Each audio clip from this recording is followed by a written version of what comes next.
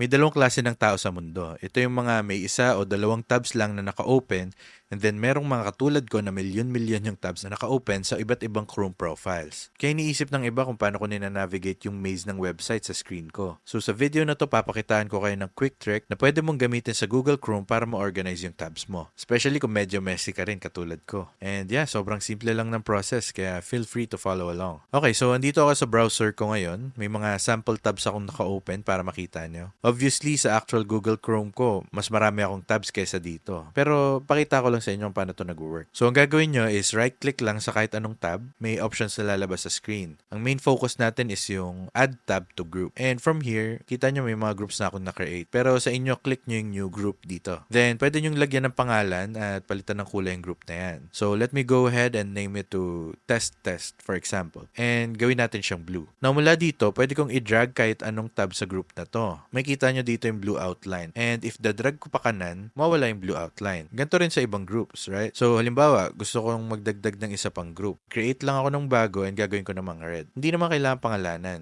Kung hindi mo papangalanan, magiging bilog lang siya. So from here, i-drag lang natin and magiging red siya. Pag dinrag ko papunta sa kaliwa, mas malapit sa test group, magiging blue naman siya. Now kung paano naman ito makakatulong na mag-save ng screen space nyo is pag-click lang sa tab mismo. By clicking on it, mag-minimize yan. Kaya kung gusto mo, pwede mo ring i-minimize yung isang tab dyan. As you can see, super liit niya compared sa buong tab. And yeah, pwede kang mag-create ng infinite number of groups. Magre-recycle lang to ng mga kulay. I suggest to keep the name simple kasi pag mahaba, mas malaking space yung kakainin. Kung kaya nyo, gawin nyo na lang abbreviations or color code na lang and leave it blank. Medyo mas mahirap i-click pero mas malinis tignan kasi maliit lang yung bilog. Yeah, kung gusto nyo talaga makatipid ng space sa Chrome browser, ito na yung best way to do it. Very customizable siya. Pwede nyong i-click and drag kahit saan nyo gusto. Halimbawa, gusto kong ilagay sa dulo. Pwede yun. Tapos, close natin ulit by clicking on it. Pwede mo ring i-click and drag palabas. So, click natin, then drag pababa. Then, magka-create to ng bagong separate window. Kung gusto nating ibalik, hold natin yung test group, drag natin pataas, and boom! Balik na siya sa same window. And yeah, that's pretty much it. Super simple lang, pero very effective pang organize ng Chrome tabs nyo. Sana nakatulong to sa inyo, and I highly recommend it kung katulad nyo ko na maraming naka-open na tabs. Pwede nyong i-categorize lahat ng tabs nyo. Halimbawa, kung marami kayong YouTube videos, pwede nyong i-group yan as YouTube, or kung marami kayong email accounts, pwede nyong i-group as emails. Customize nyo lang sa preference nyo. And yeah, comment down below kung mahilig din kayo mag-open ng maraming tabs. I'm sure hindi ako nag-iisa. Yeah, kung may nakuha kayong value dito sa video na to, please make sure to like and subscribe for more videos like this. Thank you guys so much for your time and takits sa next video.